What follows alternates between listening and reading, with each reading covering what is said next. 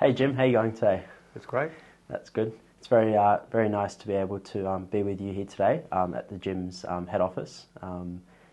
Thanks so much for making the time. I know you're a very busy man. It's fine. It's an honour to speak to you. Here's a guy who's you got 50 franchisees at the age of 25. Let me tell you, I didn't have 50 franchisees until I was 40 or so. You know, they say age is just a number because it's never too early, it's never too late to do something that you're passionate about. No, I'm 72. I still feel full of beans. I look old, but I do not feel it. That's exactly right. And I was very lucky enough at a young age to be able to find my passion, which is business, and it's something that I'm really happy that I was able to find that passion at an early age. So, tell me a little bit about like your story. I mean, you are Australia's largest franchisor. So, tell us from when you first grew up, a bit of a background about yourself. Yeah. Well, I've been gardening since I was 8 years old. Didn't work for a neighbour across the back fence, so it's been sort of my life almost ever since then. Yep. I did it as a student. I did it as a school kid. I did it as a student at university part time while pursuing a PhD. I intended to be an academic. I had a way of looking at society which I thought was revolutionary. Ended up realised I was far too radical to get any kind of academic post, so I decided to make enough money to fund a research institute which would pursue my ideas. So that's kind of in the way. That's why I turned my part-time lawnmower business into a full-time business with a hope of creating something. Yeah. So it's like a means of making some money, right? That was literally what it is. To fund my research. I'm currently spending about $3 million a year on a research project, which is at La Trobe University, mostly in areas like epigenetics and those kinds of things. Wow. Looking at changing human character. Yeah, yeah. So, for those that don't know, you're growing up, how was your, where did you grow up? Which part of, did you originally from Melbourne? I grew up from Adelaide. We moved to Sydney for a year when I was 14 and then to Melbourne after that. Yeah. And what made you start your own business? Because starting a business is something that's it's not something that everyone does, right? It's something that's it does take a bit of extra confidence and a bit of push to do. But it wasn't that difficult for me because it was a part-time student job. Yeah. See, when I started off in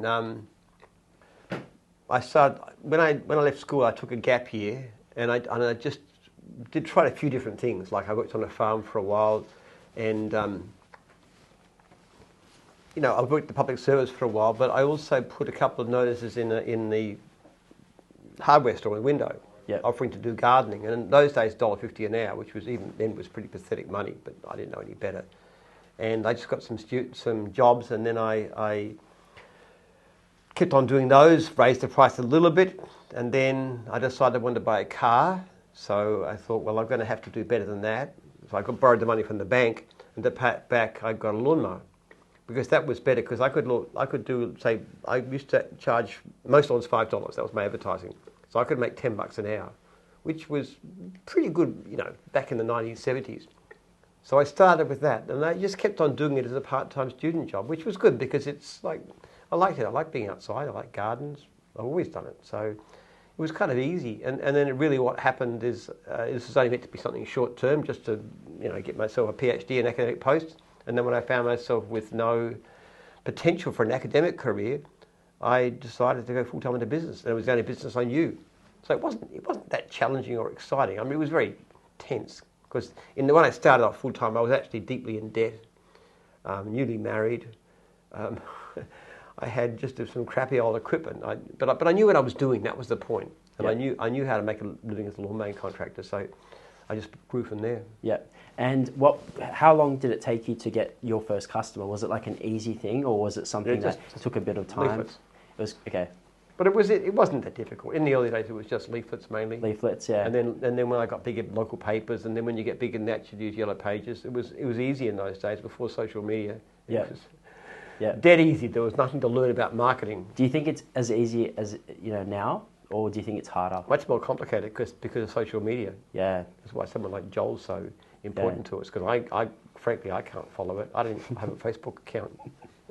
Well, actually, when I first started my business, I started in a spare room in my parents' house. So it was a 3 by 2 room, right? And it took me 8 months to get my first customer. Really? I had to keep marketing. It was 7 years ago. So you know, and it just keeps getting harder in terms of being able to attract customers because there's so much competition out there. So there's never been a more important time, for people to consider a franchise, right? Because it gives them that the opportunity to go behind the brand. You're in a tough area because you're in a white collar area, which is tutoring. In blue collar sort of manual type jobs like gardening and so forth, it's not quite as difficult. We have more than 200,000 unserviced leads in the last year, and mostly in things like mowing and fencing and so forth. Yeah. So it's not difficult to start a business successfully for all kinds of reasons, to find enough customers, but starting part-time isn't that hard. Yeah. So, just started it in a spare room and, it took 8 months to get the first customer, and we kept growing, and we kept, reinvesting everything back into the business. When you say your first customer, you mean your first tutoring? First tutoring, yeah. Wow, that was slow. It took a lot of, because when I first started, I was only 17. So I had to really show people that I meant business, like I could get them results. And so I had the first 2 customers, which I helped, which was actually through a referral. So all the marketing I was doing, that didn't even do anything. It was actually through a referral, right, from a friend, and ended up helping those 2 students. Got some really good results, and the parent was very happy. And then word of mouth quickly spread, and we were getting results like wildfire, which was. So where does most of your work come from now? Is it from social media? Social media is a big thing. Word of mouth is very powerful. With all new sites that we opened, we sign up the customers before the business opens. So it's like a bit of a risk mitigation strategy as well. So many of our sites, because our business model works like a gym, it's like a gym membership. So we sign up the customers before the business opens, which allows us to open up with a set number of students. So for example, we launched 4 new sites last month in Sydney, and all of them had over 50 students from the first week. So, wow. Good business model. We'd love to do gym tutoring one day, but as in everything, it's finding the right person to drive it, because that's the biggest thing by far. Customers, I don't think, are that difficult to find. Finding franchisees is harder, good people. The hardest of all is find someone to actually drive the business, like your role. The founder's role is the most important, I believe, because it's the visionary behind the plan, right? I always say this to people, ideas are great, but execution is better. And I think the execution is largely done through the founder's, ability to employ resources in the necessary areas to be able to grow a business. I think a lot to do with culture too. I had a very peculiar attitude towards franchising. I was very obsessed with making my franchisees successful. I didn't want to sign anybody who I had doubts about, which was, nobody did that. Everybody just took anybody who had money. That was just the normal way, and I just didn't like that. I just wanted to do it. I wanted my franchisees to become super, super successful, and that obsession, in actual fact, the really wonderful thing about it is that in general, most of my franchisors share that kind of value, even though there's 200 of them now. They really have the same kind of values that I did, and they tend to be very pro-franchisees. So we've developed a culture, and that's the hardest thing to spread actually. When we try going overseas, it's very difficult because you've got to try and spread the culture, not just the programs and the contracts, but the way of thinking about things.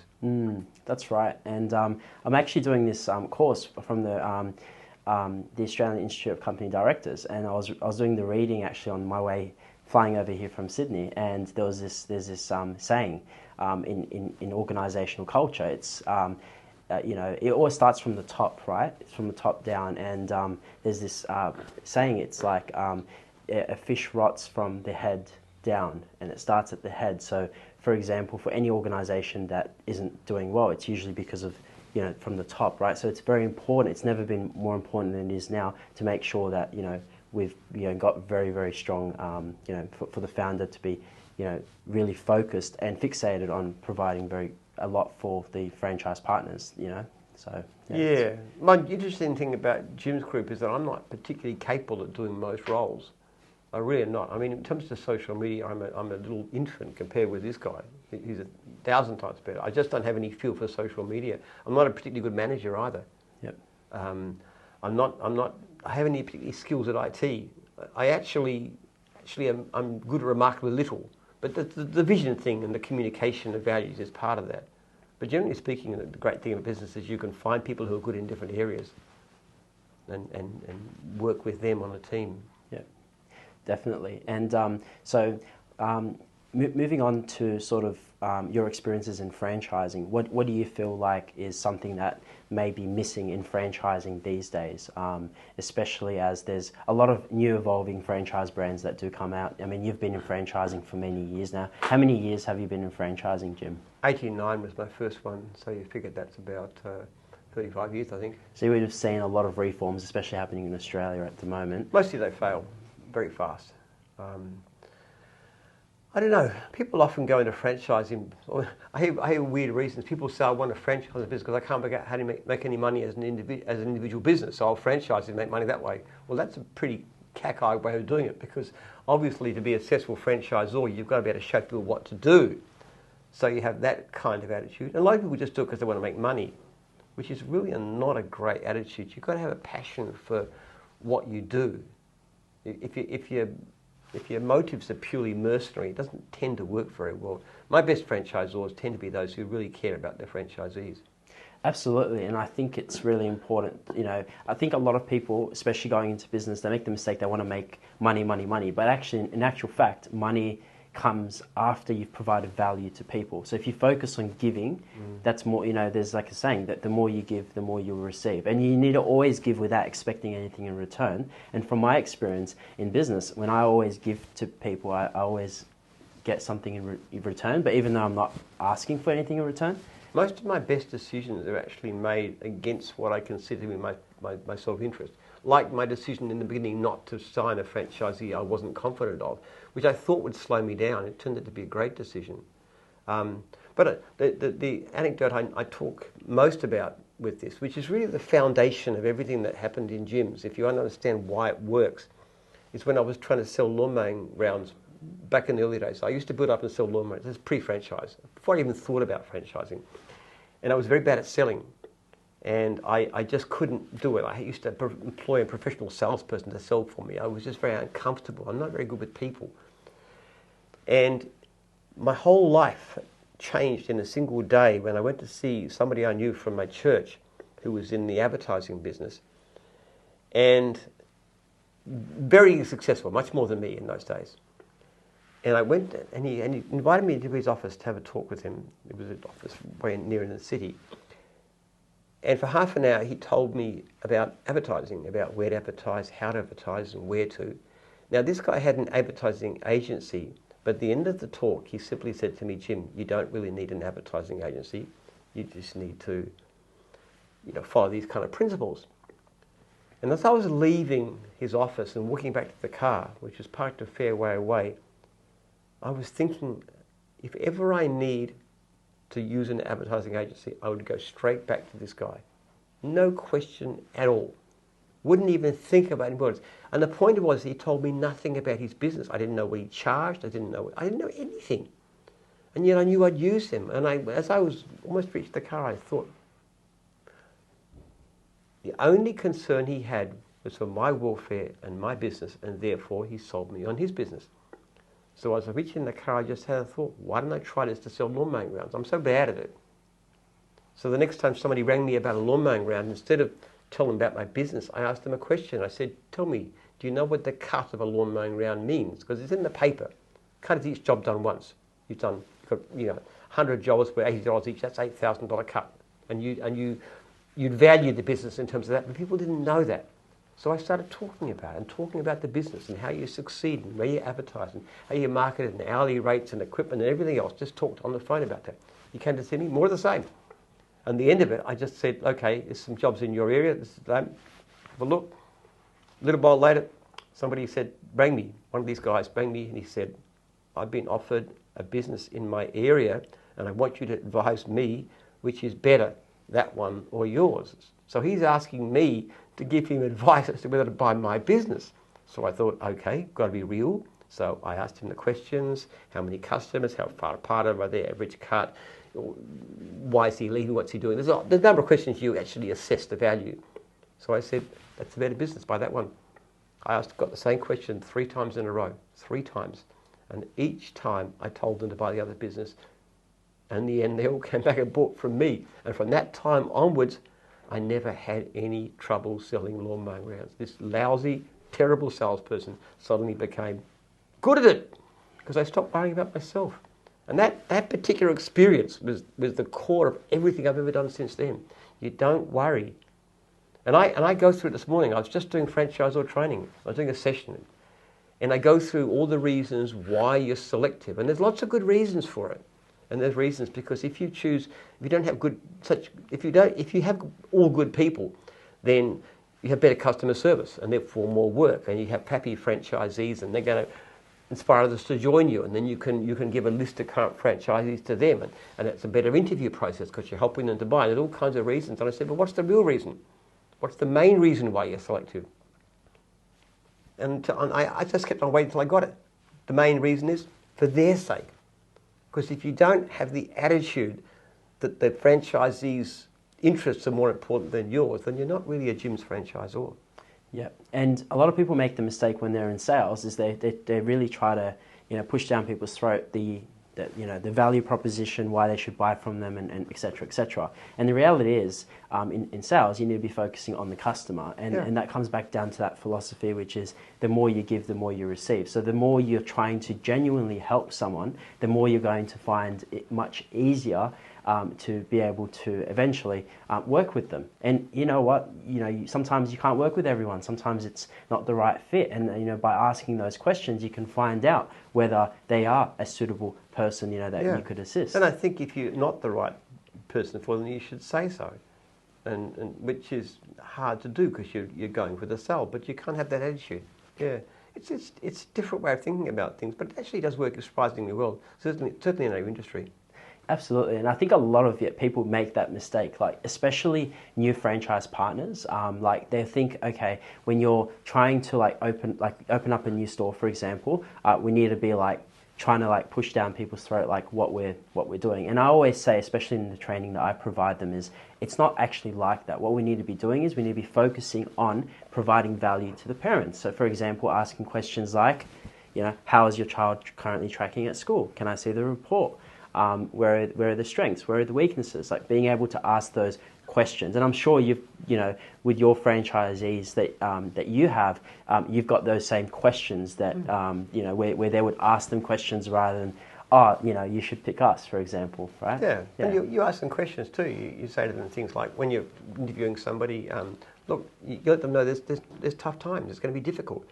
First of all, what does your partner think about this? What does your wife think about this? Your husband, whatever. So you've got to get their opinion. I would actually say that you don't sell a franchise to somebody whose partner is not in favour.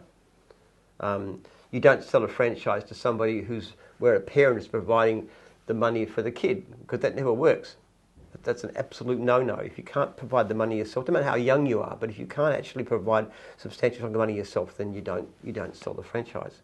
And then you look at their background. Do they really want to do this job? Would they enjoy it? Put them out on the road, give them a try, have a look at it, get some assessment from the trainer.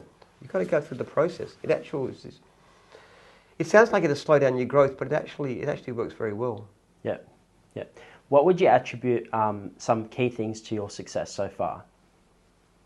Well, I'm very franchisee focused, emotionally so. Every one of my franchisees, there's 5,500 have my direct phone number, email address, and they can ring me anytime. I had franchisee ring me on Christmas Day, which just wished me happy Christmas, but it was, most CEOs don't have that kind of relationship, but I find it incredibly useful because I get to know what's going on.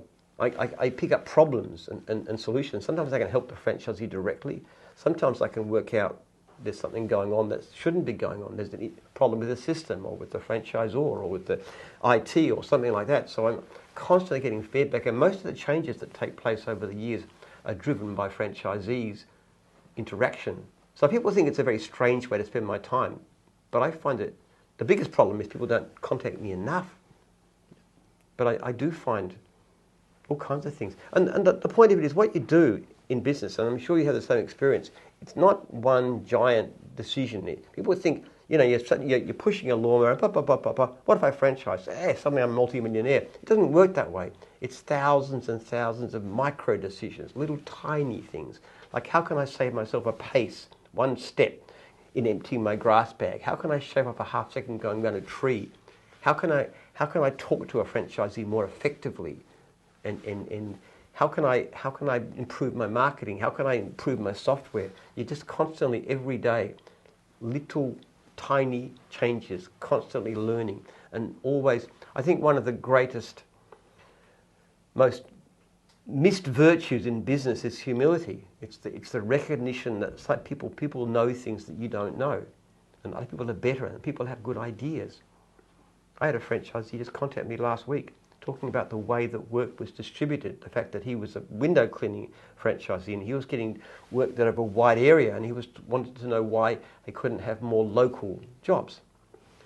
And I sort of started back and forth in emails, explained to him the system, but then he came back with this, and eventually I came to it and I said, well, hang on a bit, you've got some points, maybe we can do this. Maybe there's a way of actually giving more of a priority to local people. So the result of that, I've actually put a notice on the next advisory committee, which is franchisors, to discuss a couple of ways of doing this.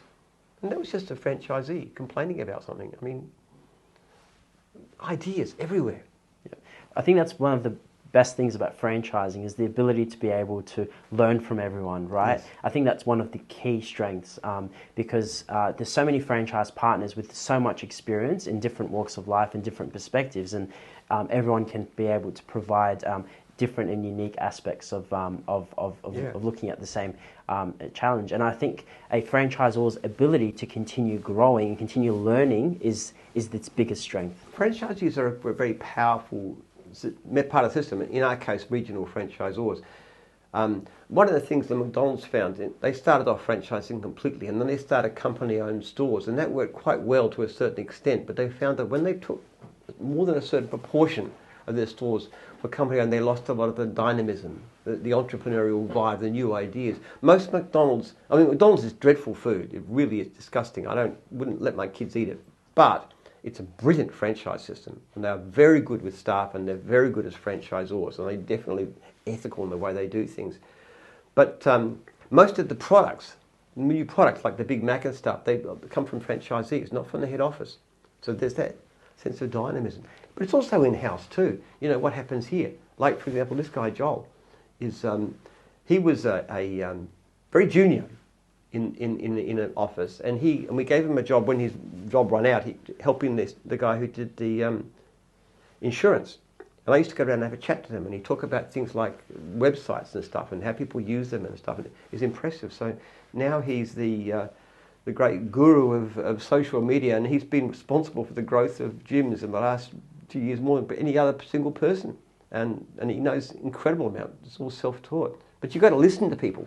You've got to let people their head. You've got to find people who've got talent and enterprise and energy and give them a go. And franchising is very good at that. My COO, Rocky, he's an ex-handyman. He's come from that division. And he's a very practical, hands-on guy. He's a brilliant manager, much better than me. But you look everywhere. There's talent around. You've just got to notice it. Exactly right, and we hire university students, right? So they're usually, looking for a bit of extra income, as tutors. And what we find as well is a lot of them, especially those that are studying business or education, like they're very, very passionate about what we do. And we've got, I would say, confidently say, we've got the youngest franchisor head office in the country, or maybe if not only in the country, probably in the world. You're probably the old man there. We've got, I am. We've got, our whole head office is run by, under 25-year-olds, really, and they've all got so much perspective to show. And the thing about hiring young people is they've got so much energy, right? And I feel like I've got so much energy, which is, what I love. And I think energy is, it doesn't matter how old you are, which, we started with that conversation. But I think having, being young, I've always had something to also kind of prove to myself and to other people that we can do it. And I think that was like one of my key drivers as well. And by having such a young head office, we're able to really be able to provide, a unique touch, to franchising, which I'm, really... Yeah. My experience is that age is probably pretty irrelevant. I've got fantastic people of all ages. Yeah. Joel's pretty young, he's only early 30s, and Rocky might see, he's in his 40s. We've got fantastic people who are in their 60s and 70s. I mean, it's just, you just got to find the person. The hardest thing in any business is to find the talent, the drive, the entrepreneurial ability. And the higher up you go, the more you demand, the harder it is to find such people. And I can't say we've been as good as we should be in that area. But if you've got yourself a team of young people, then you've got the opportunity to grow with them. And one day when you're in the US and stuff, and you've got 10,000 franchises across there, the people that you've got now will hopefully be leading that. Absolutely, and I think we've all got that similar sort of vision to be able to execute, which is like really, really important.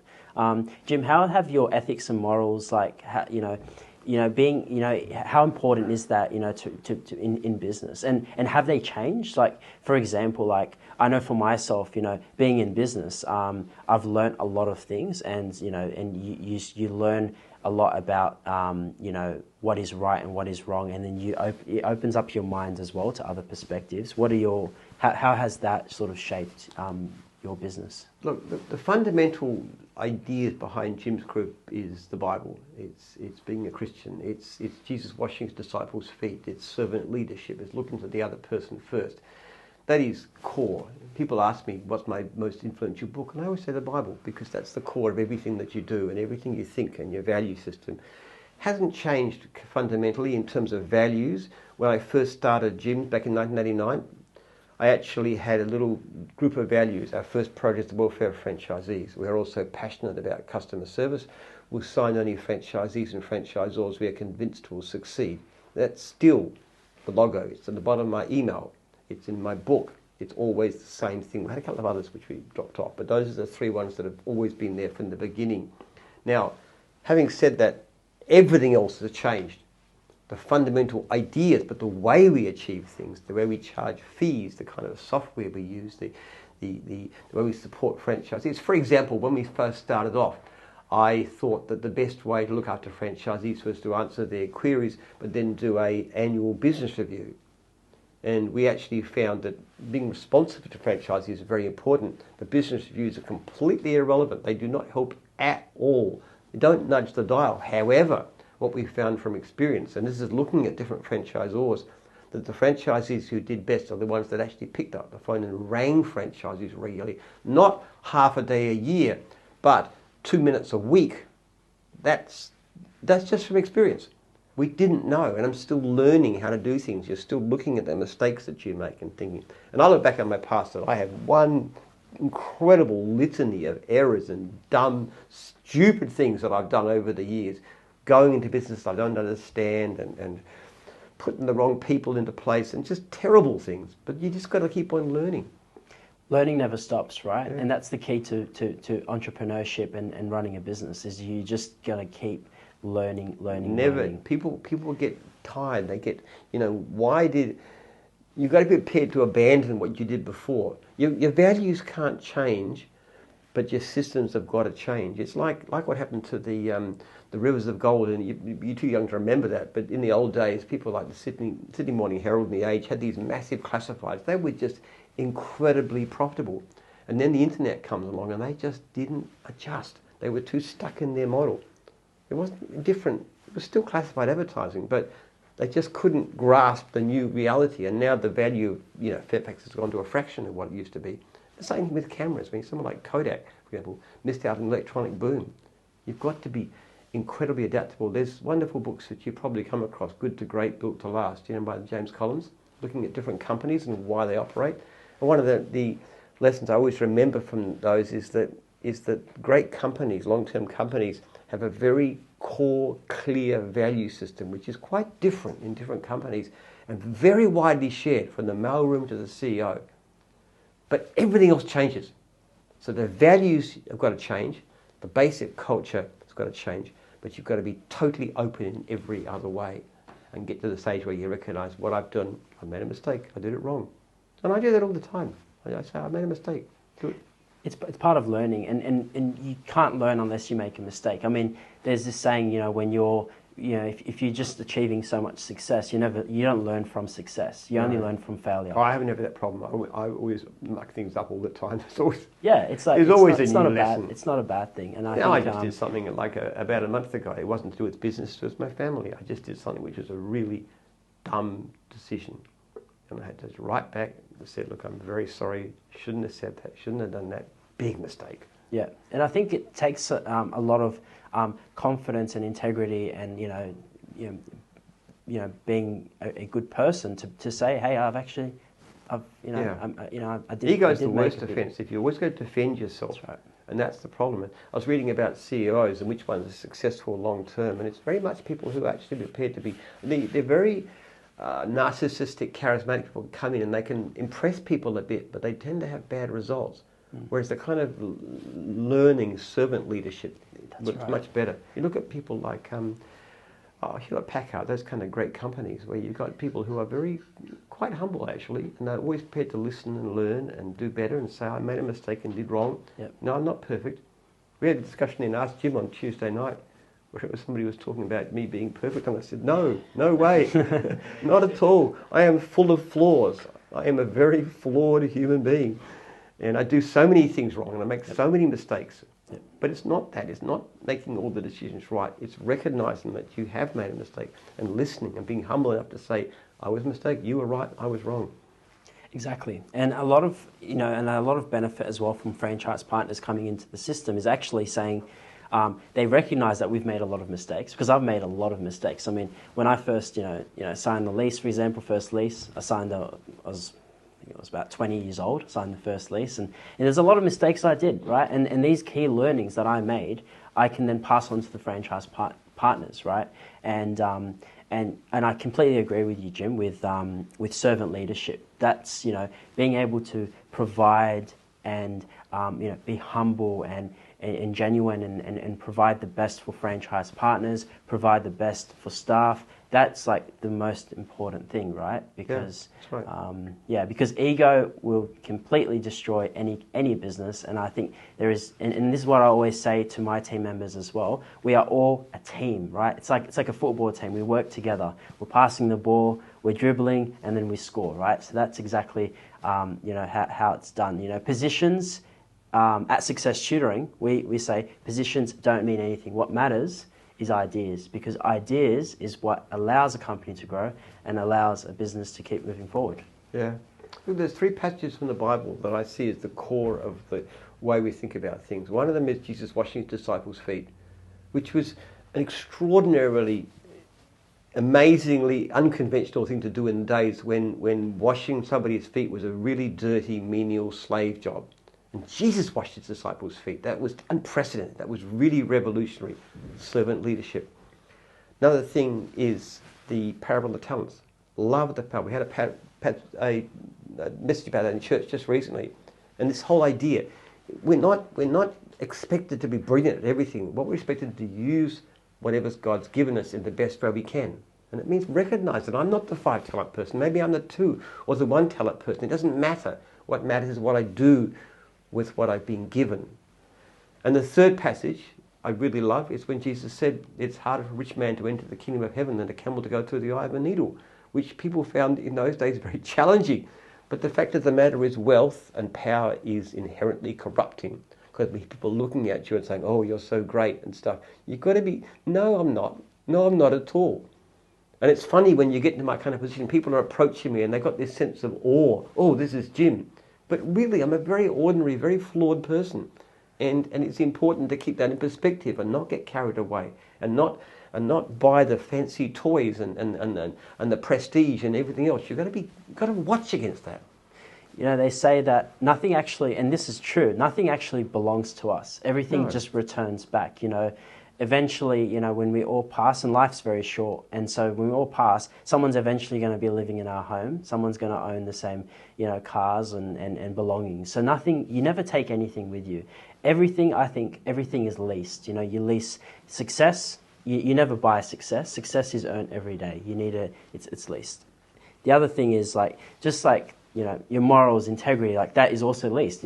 One mistake and 15, 20 years of hard work is gone. So that's really, really important. Like I always say, everything, and this is something because I've got strong faith in God, and I always say everything belongs to God, right? Everything belongs to God, and it's only through the mercy of God that things become successful. Because if you start thinking that it's me, I'm the reason why the business is doing well and all that, that is not true. That's not true. It's only through the glory of God. And money exists on loan. It's entrusted to you to do. How well can you use it? That's the challenge. Like the in the parable of the talents, it's entrusted to us. We give it to you. Make the best use of it. That is the challenge. And I really think that one of the problems is I read a lot on the science of happiness too. I'm a great reader. I read a couple of books a week. I read or listen to talking books all the time, and the very idea that people think that if I have more money and I can buy more stuff and I can have a better car and a bigger house and fancier clothes and better holidays, I'll be happy. It's completely delusional. It really has no relationship at all. Money has very little effect on happiness past about a medium Australian age. If you're really poor, it can be a problem. But having more than that makes very little difference. But to the extent it does help, the best thing you can do with money, much better than buying stuff, is to spend on experiences. That's like friends and so forth, and social, because having social interaction is important.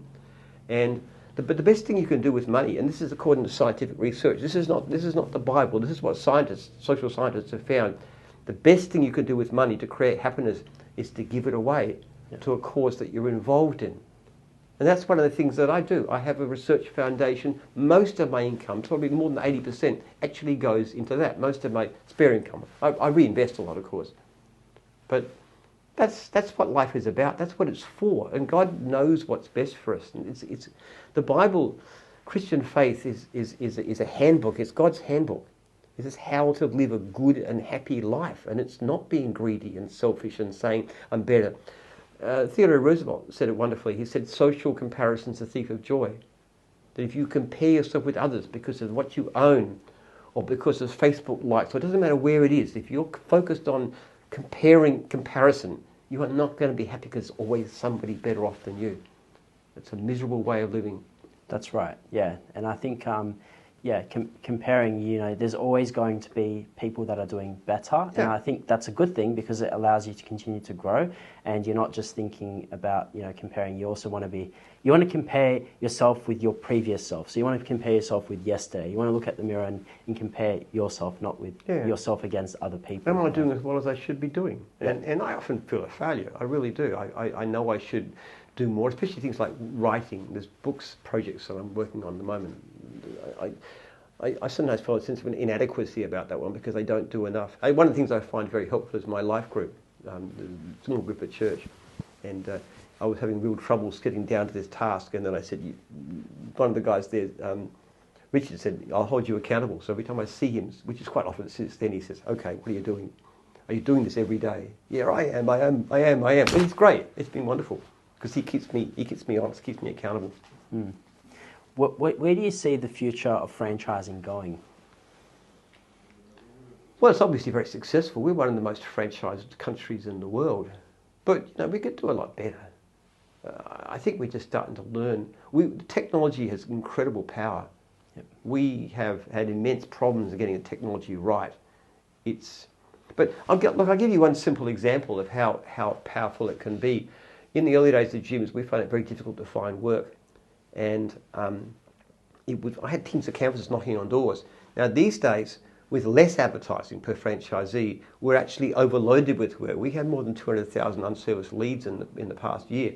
And the biggest difference, the reason for that is because our customer service has got better. And you can measure that with the level of complaints. For every 100 leads, how many complaints? It used to be pre-franchise days about 100 leads, 100 complaints. Then it was about 5, then it was 1, now it's a fraction of a percent. So you can measure this. Now, one of the best things we ever did some years ago, we launched this survey system. So we survey our customers electronically, and we have a way of recording that. So B is bad, 1 star, G is good, 5 stars, and then various ways of dealing with that and look at best system. Now, when we did that, the actual level of complaints dropped dramatically, and as it happened, our leads went up. So that's an example. Now, we've got another software system we're developing. I'm hoping by next year sometime we'll have a system which will halve the number of complaints coming through. And when that goes on, we'll find the income of my franchisees and the volume of leads and the ability they can charge more will rise dramatically.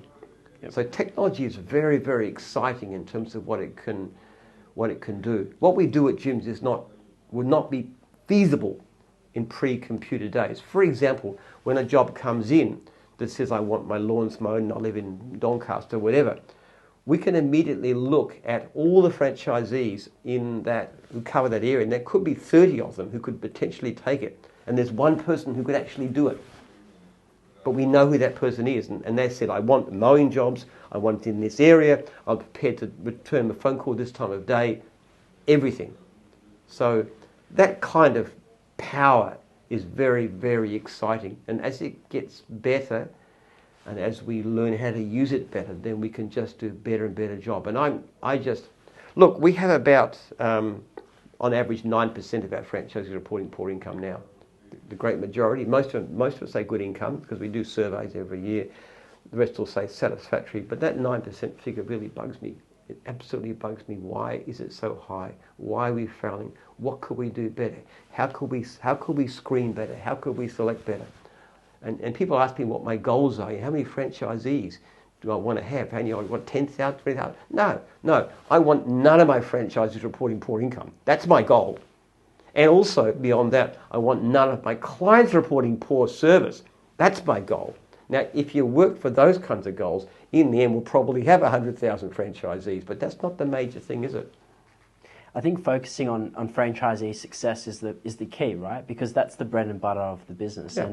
And as franchisors, we have the duty and the obligation to make sure that we recruit the right franchise partners and we make sure that all the franchise partners are performing really well and that everyone within the network is really happy. And we all know that's not always how it works. No, it doesn't always happen. It's never perfect. But we have that ongoing obligation, to really focus on that. We have problems all the time, and sometimes you just got to do things that are very hard. I'll give you an example. We had a case where we're selling dog wash franchises, and one of the things we do is we retain ownership of the trailer. So it's our trailer. And it means that it's hard to go independent. That's the way we do it, quite bluntly, because otherwise people get a few clients and they go independent and you lose them. So we started doing that. Now, what we found out was that the person selling the franchises was actually promising the franchisees that they would keep the trailer. Now, even though all of our contracts and our disclosure documents, and everybody made it quite clear they were ours, we had to look at it. I actually got legal advice, and my lawyer said, no, you are not legally responsible. This person made a false claim, but it's clear they should have read the contract, they should have read the system, it's clear there. But I said, no, that's not reasonable, that's not feasible, we can't do that, it's not the right thing to do. So we've actually set a proposal out to them. Anybody who was affected potentially got two choices. Either you pay a certain amount of money, which is to do with the costs of so forth of the trial, and we'll give it to you, or we'll give you 6 months free fees and no resale on your franchise if you choose to sell. Didn't have to do that. It just seemed the right thing to do. But it was a terrible mistake. We should have watched it. We should have been aware. I had intimations this was happening. I believed the wrong people. You made a mistake. You have to do something about it. Yeah.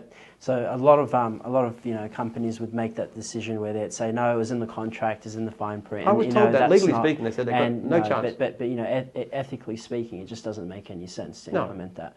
And I think on that point as well, like in terms of looking at the future of franchising, I think there's a franchise system, I believe, is so much more superior than any independent business, because independent businesses, there's so much benefits of being part of a franchise where you can learn, you can rely on the franchisor, you can rely on franchise partners, you can be part of a community, kind of like a networking community, but at the same time, somewhere where you can lean on, right? I can put a figure on that, a very precise figure. If you look up online, the likelihood that a person going into an independent cleaning or gardening business will still be in business in 12 months is between 5 and 10%. Yep. Okay, this is widely available figures. There's a American site called the Cleaning Janitorial Service Station, and they give that 5% figure there. Okay, if I sign a franchisee, the chance of them being in business in 12 months' time is 88%. And I can measure it precisely, and we measure this year by year as to what it is. That's how you can measure the success of a franchise system. Now, the fact is, 88% is too low. I'd like it to be a lot higher. I'd like it to be 100%. But that's what you've got to aim at.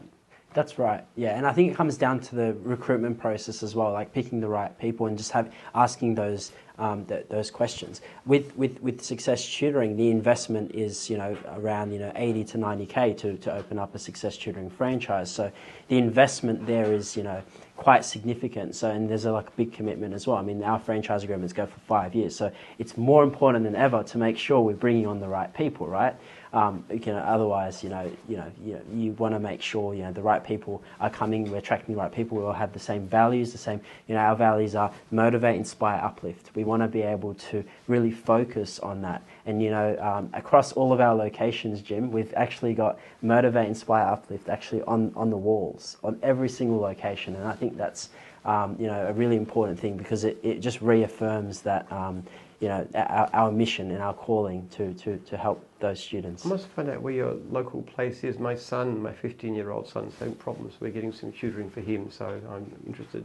I always say tutoring, it's not just about the academics. It's also about that igniting that inner passion in a child's, goals and aspirations. And because I love when students tell me, oh, I want to do this, like whatever their goals are, because I believe no goal is too big. When I was young, I had so many teachers that told me I couldn't achieve what I put what I wanted. And that, yeah, that's right. And it does happen because the unfortunate fact, Jim, is in the school system, you have teachers that actually gave up on their dreams and they're doing what they're doing. I mean, there's a lot of, I have a great respect for teachers, but the reality is there are some teachers there that just aren't happy in their jobs, right? So they also instill that on students, and that's something that makes me very, very sad. And so that's why at Success Tutoring we focus on really igniting that passion in a child's inner confidence, because I always say to students, whatever you put your mind to, you can achieve. Teaching is one of the most important jobs in the world. I think it's grossly unfortunate. Two things. First of all, they're not paid well enough to justify the importance. And secondly, there's not enough screening and it's not a selection of great teachers, not enough recognition of them. Teachers should be paid at least 50% more, but then we should have a system which means the great ones stay there because they make all the difference in the world. One teacher can influence thousands of kids over their lifetime, and who could be more important than that? And exactly right. And I believe as well, teachers, and the statistics don't lie and the research don't lie, and you know this as well, is a teacher serves a very important aspect in the child's early development. So a teacher makes a big impact on a child, whether they enjoy the subject or not. I know when I was at school, the best subjects I liked were because of the teachers that really motivated me. And so that's why at tutoring, we don't just look at the academics, because a lot of tutoring organisations, especially those that have been around for many, many years, they focus just on the academics, and I think that's a major flaw. I think focusing just on academics is very naive as well. I mean, you can't help a student with their academics if you haven't built that rapport and understanding what their goals and motivations are, and really be able to instill that inner passion into them. It's a great system, actually. Really, really good. So Jim, tell me a little bit about your hobbies. I know you told me a little bit about your research that you do. What sort of, what do you do in your spare time, apart from running Australia's largest franchise? That's not my spare time, is it? I love books, as I said before. I would read or listen to at least a couple of books a week. I exercise quite a lot. I run every day. I've got a farm, but I spend a lot of time walking and gardening and stuff. Got these giant, huge vegetable patches, which I really love. Feeding people. Got chickens, which I give the eggs to staff. It's that's what I'm doing. Play computer games sometimes, far too much, but we all do that kind of rubbish. But I'm involved in my church. I coordinate what we call a life group, where we get people interacting with each other, that sort of thing. So yeah, I got friends. I recently started getting into the gym, and I've been doing it every day actually. So that's been very good. I mean, I used to do a bit of on and off, but actually consistency is really important, and I find it actually has changed my life. I've been doing it for about 3 weeks now, and it's the best feeling. Like having that consistency when it comes to exercise is really good. Well, what I do is I do some weightlifting, do about 140 listings, this kind of stuff too. And then I run for half an hour. That's my normal daily exercise. Plus I walk quite a bit because I live next door to the office and walk back and forth. So exercise is really important. It's great for energy, it's great for mood, it's great for everything. Longevity, whatever. It's the best. I tell you what, I love playing games too, like board games and stuff with friends. I really enjoy that. Have you ever played Cheat? I haven't played Cheat. Have you played Catan? Yeah, I play Catan. Catan? Yeah. What are your thoughts on Catan? It's okay, but Cheat is more fun. Cheat is a game where you actually have people, you have a series of cards and you've got to put down, I'm going to put down 3 threes. Yeah. And people are going to say whether you're cheating or not. And if you were cheating, then you have to pick them up. And if they weren't, they have to pick them up. And then it goes from 3s to 4s to 5 to 6s. It's really uproarious. I'm extremely good at it. Yeah. So I'm very good at cheating. Okay. So we're not going to play that one. Maybe Catan, I'd say. What do you reckon? Or chess is fun. And in fact, I was interested having a game of chess with some of my guys in IT down there before. I was got to go and finish off. That is great fun. I love playing chess. Yeah. And other strategy strategy games like Diplomacy or Apocalypse, those kind of things. I really enjoy those. Yeah, no, it's very good. Yeah, I remember I played a lot of chess as well. Very young with my dad. Love doing that. It's important face to face too. There's too much online stuff now. Yeah, I'm not keen on that sort of thing. Yeah. You've really got to meet people face to face. Yeah, it's much better from a business point of view. Yeah. And it's also better personally. It doesn't. Online is not equivalent. It's the social aspect of it. It's not just about playing the game. It's also about having those conversations and catching up with with someone. So what drives Jim? I mean, you did tell me that one of the reasons why you started is obviously because you need that money, but then also you continue to reinvest in research. Is that your key driver, or is there something deeper? Is there something inside there? It's like, well, that is the job that God gave me to do, in a sense. I have a very powerful sense that is what He wants of me from my life. I'm not necessarily going to be, running missions and stuff like that. It's not the assigned task. I believe my research foundation. I'm actually in the process of producing a book about the declining birth rate and what's wrong with it, and it's to do with the lack of spiritual values in the world, but also the epigenetics and the biochemistry behind that. So we're really working on that, put a lot of resources into that. So that's kind of the key passion. But Jim's is my passion too. My franchisees are my passion. I feel a great sense of purpose. And also my family too. I got 10 children. I've got just had my 5th grandchild born, 2 little granddaughters born the last week, and another one's on the way, so there's going to be 6 shortly. So I spent some time with them, and it's great. I love my family. I love my kids and my grandchildren. So yeah, I think I'm driven by purpose more than anything. Yep. Different. They all matter, and they all overlap too in a way. Yeah, I can definitely relate. I mean, family is very important for me, but it's probably not as important for me or for you as much as it is for me, because I don't have kids at the moment. So you married? I'm not married yet either. So they say one of the best things that happen to you when you have kids, right? And so that's, that hasn't happened to me yet. So family is important to me, but I think for me, what drives me is passion to do better, a passion to assist people, when it comes to, franchising, assist, I just love franchising. I love business. I love growing businesses. And I think my life's calling is leaving the world better than I found it. And so, that's what my sort of drive and key passion is. I think a lot with me as well, Jim, is that, growing up, a lot of people just doubted me, and I'm like, I want to prove you wrong. You know what I mean? Like, it just had that inner passion in me that I was like, you think I can't do it? Okay, watch. I'm going to do it. So but let me tell you something. That is great, and that's the view we should have of life. But part of that life, of leaving the place to a better place, is through your own family, through your own children. And I just hope that you, because you're young enough to think about it, find the right partner, settle down with her for good, and raise as many children as you reasonably can. Because people have wrong values. They think that, okay, I've got to be wealthy enough. I've got to be established enough. I've got to have my career first. And I think that's the wrong view. I don't think there should ever be any conflict. A great man once said, "No other success can compensate for failure in the home," and I certainly believe in that. And you have a man like Mitt Romney, for example, who's a very successful man. He was a senator. He was a presidential aspirant. I wish he got it, but anyway, genuinely decent, good man who's achieved a lot in life. but never neglected his family, has a substantial family, and also his church work, his community work. I mean, to me, that kind of man is an exemplar. Far more than somebody who makes a stinking load of money and doesn't contribute in that way. I admire someone like Bill Gates. I'm not unfortunately divorced now, but, you know, he would drive his kids to school.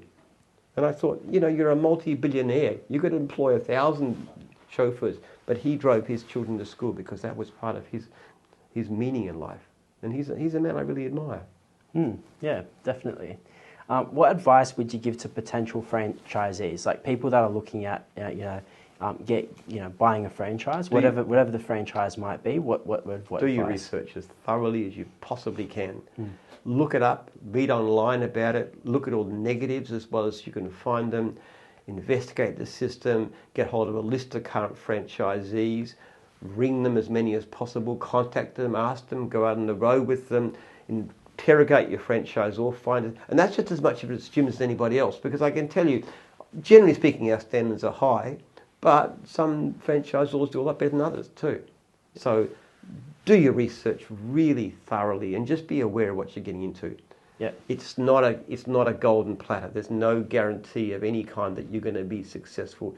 You've got to look at yourself. You've got to look at, am I in it? Not everybody should be in business for themselves. That's right, and I think anyone that does provide guarantees is that, you know, they should not really believe it. Would you agree with that point? You know, guarantees don't exist in business. Like, obviously, being part of a franchise system, there's a lot of opportunity to succeed. You've got a proven system, process. You've got the franchise partners to look up to, and all that sort of stuff, and the franchisor. But there's no guarantee, and so doing your research is very important. I think understanding the values and the ethics of the founder, and understanding like where the company has come from, and where whether that aligns with that person, right?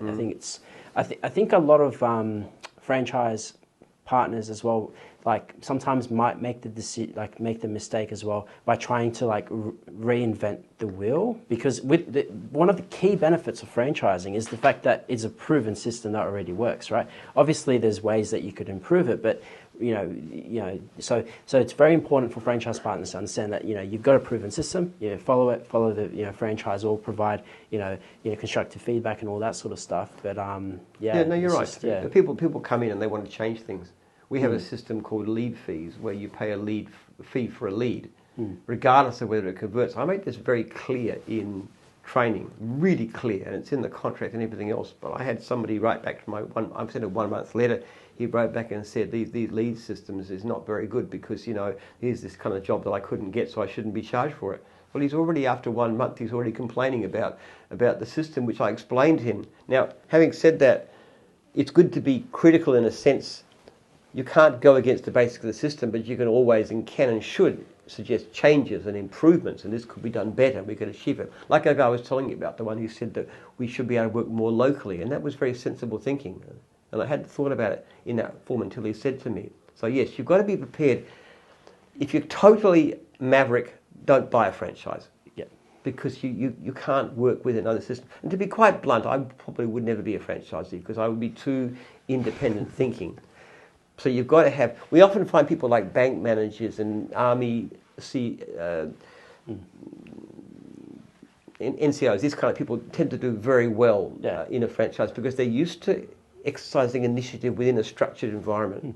So you've got to have that kind of ability to accept the system, learn the system, appreciate it, but then say, okay, what if I tweak it here? What if I improve it? Not going at some of the basic ideas, but how can I make it better? That kind of attitude is very powerful. It's a wonderful thing. Oh, look, one thing I'm very proud of, we probably created more millionaires than any company in this country, and I can't imagine anybody who would have done better, because it's just part of the system. We allow people to, we encourage them to build major businesses, turning over $1 million a year, sure, why not? I can show you people who are doing it. I'll talk to you about it. We'll show you videos of these people, how they're doing it. So we encourage that. Most people don't do that. That's not their thing, but you can. So that's an exciting thing to be able to do. Yep. I think my last question is about, aspiring people that want to get into business, like young people that are looking at getting into business. What sort of advice would you give them? What advice would you give me? I mean, you've been in franchising for many, many years. I mean, I started Success Tutoring 7 years ago. Been franchising for 3 years, right? So not too long. I mean, and we are Australia's fastest growing education franchise right now. We're bringing on really good franchise partners. What advice would you give me, Jim? The same advice I give to anybody, which you're presumably doing already. Look at what you're doing every day and ask yourself the question, how can I do it better? How can I improve? Listen to everybody. Listen to your staff. Listen to your franchisees. Listen to your clients. Keep in touch with the core of the business. I personally get involved with customer complaints, which people find really bizarre. We're looking after 1 million people a year. I personally get involved. If a complaint comes in that hasn't been sorted out the first time, the second time it comes through, they send it to me and I will do something with it. So I'm involved in the nitty. I'm talking to franchisees every day, always saying, what can I do better? And that's the one advice I give you. And that's something that I think most franchisors tend to not to do. They get too separated out. You've got to stay humble. You've got to stay close to your roots and recognize that. And to my view in franchising is your key client is not the customer in the field. Your key client is your franchisee, because if you look after them incredibly well, demand a lot, look after them well, in the end you'll be able to attract and keep the great people which will give great service to your clients. But franchisees are number one, and staff. Yep. That's very, very, very good advice right there. Pleasure being able to interview you today. You too, you're amazing. I don't think I've ever spoken to anybody been quite so successful as you have in terms of in any of these talks. Yeah, thanks, Jim. Thank you very much. Okay.